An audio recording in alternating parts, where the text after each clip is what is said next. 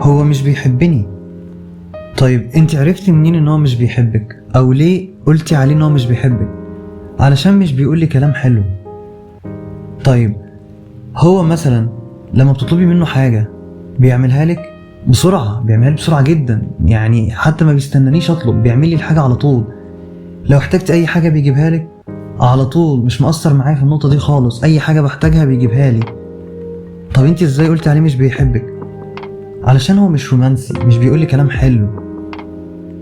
طيب دي من اكتر الحالات اللي بتكون بين الازواج والمخطوبين، ان هي مثلا بتكون شايفة ان هو مش بيحبها علشان مش بيقول لها كلام رومانسي او كلام حب، فبالتالي هي شايفة كده بعدم تقدير او ان هي مش مهمة عنده.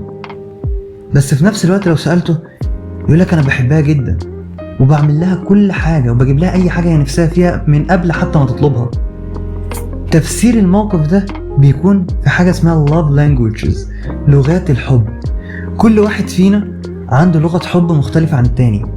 في شخص مثلا لغة الحب عنده هي الكلام، السمع، ان هو كل ما يسمع كلام حلو كتير او كلام رومانسي او كلام حنين معناه ان الشخص اللي قدامه بيحبه جدا.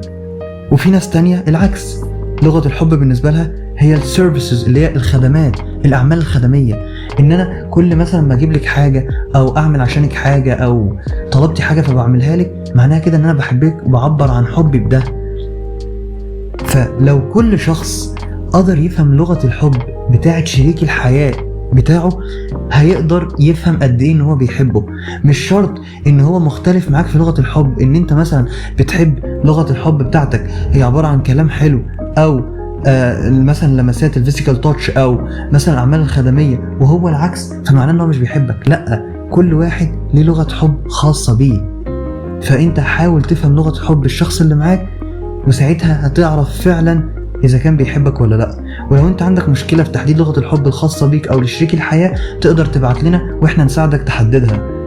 انا هنا بقدم في مساحة نفسية محتوى يومي عن الصحة النفسية وتطوير الذات، فلو انت حابب تحسن من علاقتك بنفسك قبل الاخرين وتعلم من صحتك النفسية، فلازم تعمل فولو للصفحة دي.